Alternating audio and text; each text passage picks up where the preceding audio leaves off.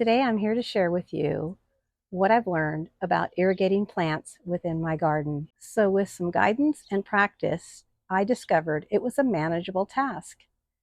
And today I want to show you how I've learned to do this. First, I want to show you some of the basic tools you will need and how I organize my tools and supplies.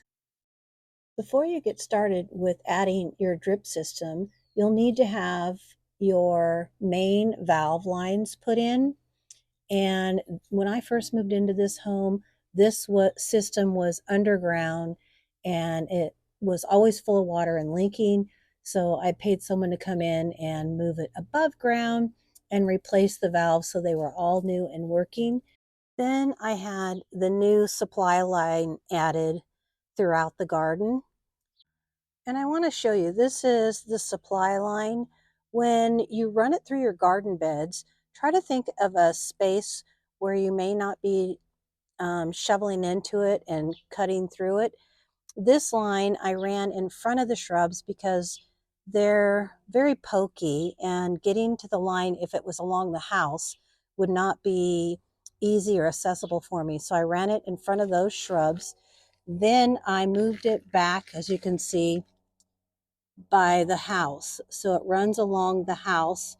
Right now it's sitting out, but it will run along that back of the house so I can access it from there should I need to add some more drip lines. Now here I chose to run it along the patio so it's easy for me to get to, and you can see it in there, and I can have access to it if I need to add any drip to these little garden beds along here, and I don't have to reach over to the fence. Now this is along my driveway. I've started to cover it and bury it, but I always know it's against the driveway, and I still have some more work to do as far as getting it stapled into the ground and buried so you don't see it. So this is the organizing caddy that I found, and I found it at my local Lowe's, but I also have found one that is very similar, just a different brand name, and I added it to my Amazon shop.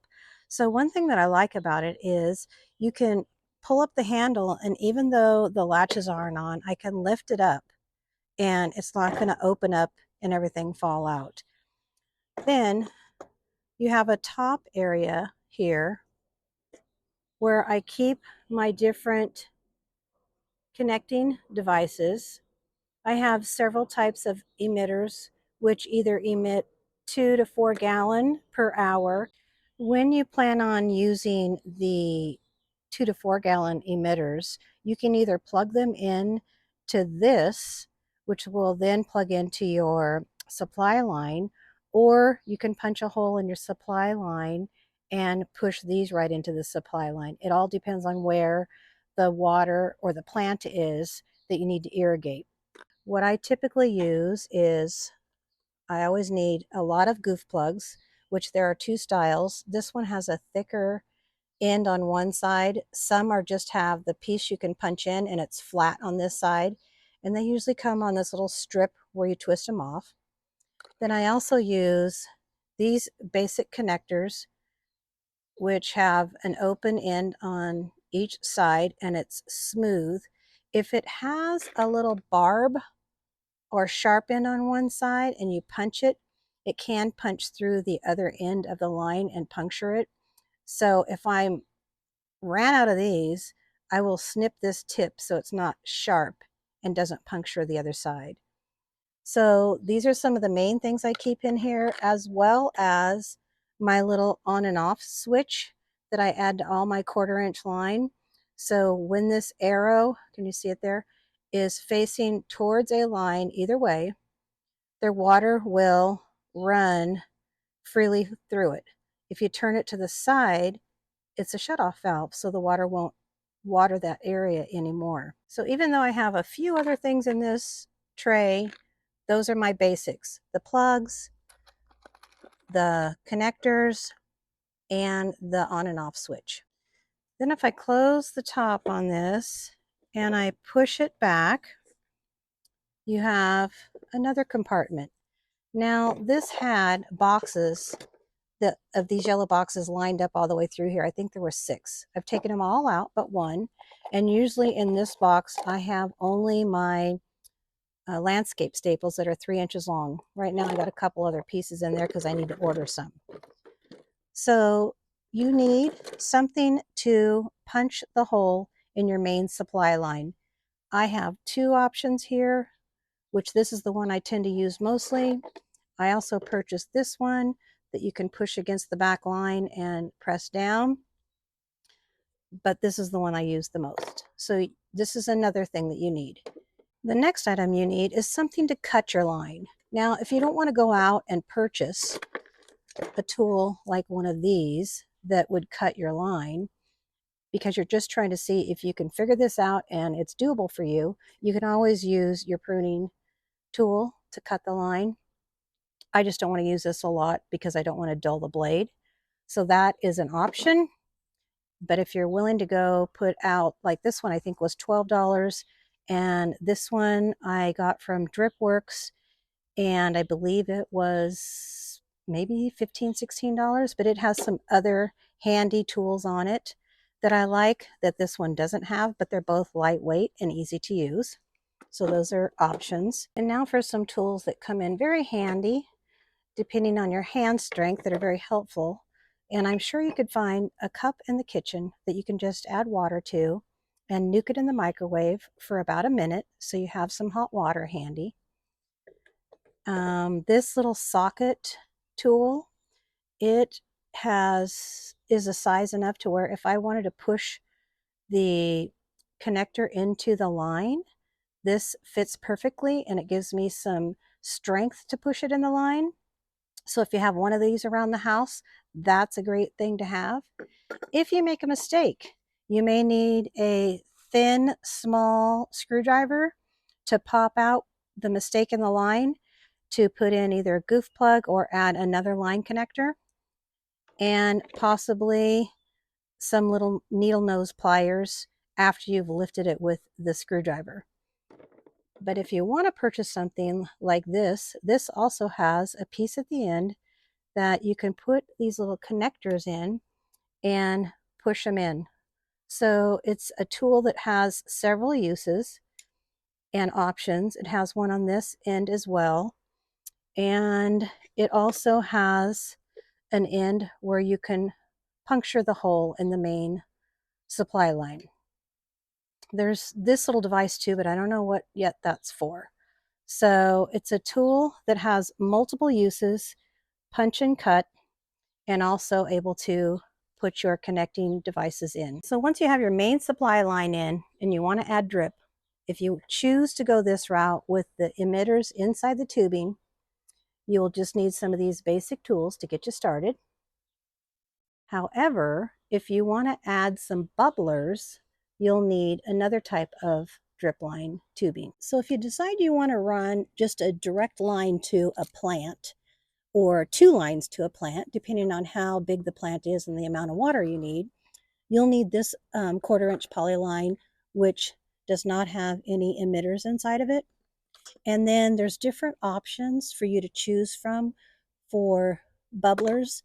This one actually bubbles out in like a circle. It comes with the connecting piece that you can connect to your main source line, and then this piece goes to this tubing.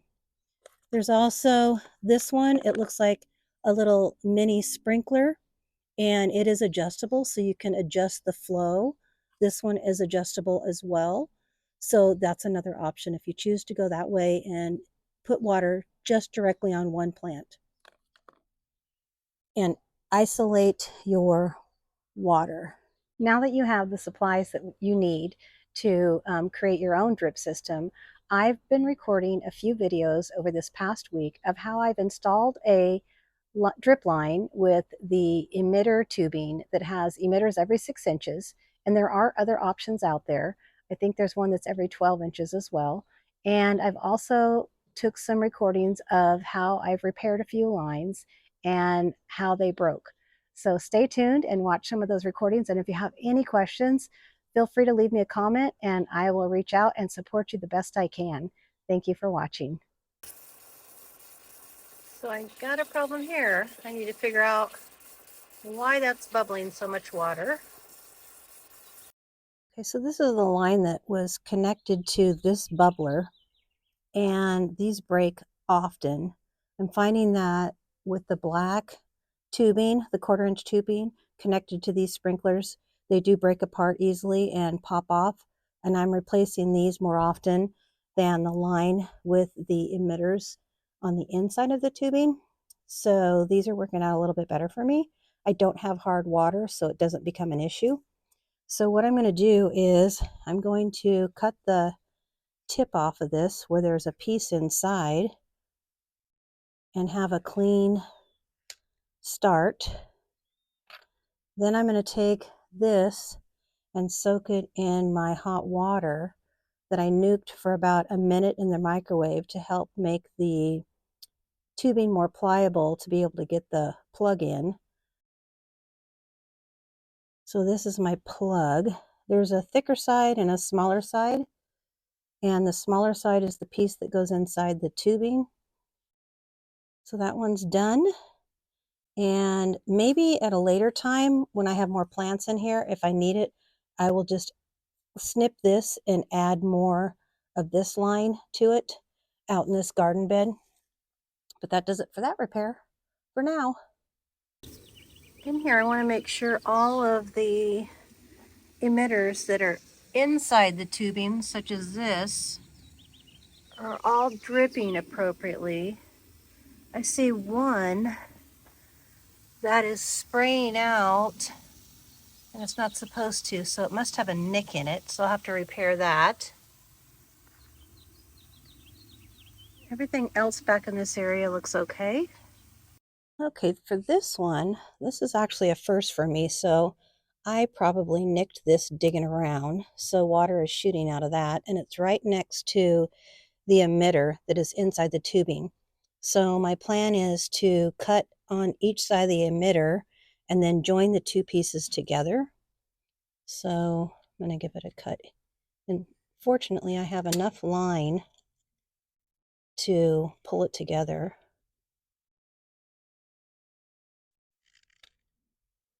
And then I'm going to soak my two ends in the hot water for a minute.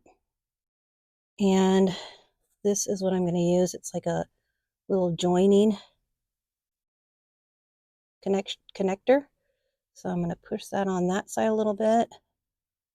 I'm going to push this one on this side, and hopefully I can get the two to come together.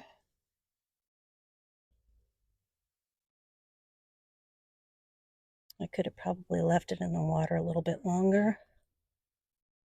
But now that repair is done, and I'm going to slide the tubing a little bit so this plant has some water, and you replace the landscape staple in there. That one's all done. So this is the area I want to add a couple more lines, and I already have two lines coming in here. And off of my main water supply line, I like to add these little what do I want to call them? Switches on and off, where I can turn them off if I'm not using this area. So I've purchased more of those, and you can see there's a little arrow on it. So if the arrow is not pointing down here, then it's off. But if you turn it towards the line, then your water will run through the line. So I add those at the end to conserve water if I'm not using a bedding area. And then I'm going to be using this drip line, which is 1/4 inch, and it has little emitters every 6 inches. So it's about the spacing of the snapdragons, so it should get sufficient amount of water. And this is by tempo, which I usually find at Home Depot or my local garden center. And then I'm also going to use what I have, but I still need to order more, is the 3-inch landscape staples, or they might be called hold downs. So I'm going to add those in there to keep the lines from shifting around too much when the water comes on. So what I'm going to do first, because there's an emitter at the end and it doesn't allow me enough room, is I'm going to cut that emitter off. And then I'm going to set this aside, and I'm going to make sure I have the right side to puncture a hole in here. And I think I'm going to do it down here, and that I don't put the hole on the wrong side.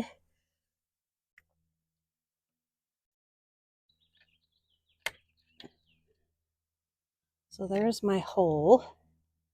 Now I'm going to soak the tip of my line in the water for a second. That should do it. And then I'm going to slide that on. Slides on so much easier when you soak it a little bit. Let's move this out of the way so I don't spill it. You heard the line pop. So I'm going to turn it on so I don't walk away later and forget it. And now I have another line to drag down to the other end. The other thing I should have mentioned is when you're getting ready to lay your drip line, if you can set this whole roll out somewhere in the sun, it will soften up and become more pliable, and it's much easier then to lay your lines. So I'm going to come along to cap this off, and I'm going to actually leave a little bit extra in case I need to shift it. So I'm going to cut it. Here's an emitter and there's an emitter. They're 6 inches apart. So I'm going to cut it in midway. I'm going to soak it in the water. And then I'm going to take the plug and push it on. So there, it's capped off and no more water will go out this end. Here I have a couple drip lines, and one of them, the 1/4-inch tubing, has broken away from the connector. And this is what it should look like with the drip emitter at the end. But over time, it has weakened and busted. So since I don't know what I'm going to put here just yet, I'm going to plug this up with a goof plug, and I'm going to show you how I'm going to do that. So I find it easier if I get a little small screwdriver, the flat tip, to wedge underneath the plug, raise it a little bit, and then I take a pair of needle nose pliers where I can get in there and grip it and not have to pull it out with my fingers if I don't have the strength, and just pop the plug. Now I'm going to take a goof plug that comes on a little stem with a few of them on it, twist that goof plug off, put it over the hole, and press it in until you hear it pop. So now it's snug and it plugs up the area, and no water will be coming out of that little area again. And for the piece that broke off here, you can see inside there, there's the other part. I can take and save this because I don't have hard water which clog up the line. I can cut this off and then save it and reuse it in another place if I want to, if it's worth it to me, but it's just a thought. Okay, I sprung a leak in the middle of the week, so I need to repair this. I'm going to move this 1/4-inch tubing down because I'm going to cut this and join it back together because I think a piece fell inside. Hopefully that piece is not lost in there.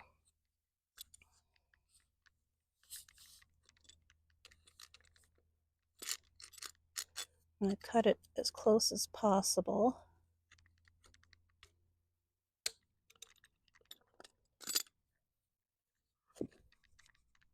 No pieces in there. Oh, there it is. Saved it from plugging up my line. Let's cut the piece that has the hole as close as I can to it. I wonder if I'll be able to fit that or it'd be too close. think I might be able to get it to work. What I do is, because this is not always as pliable and it's kind of hard sometimes for me to push it on, I soak it in hot water. So now I can push this piece on.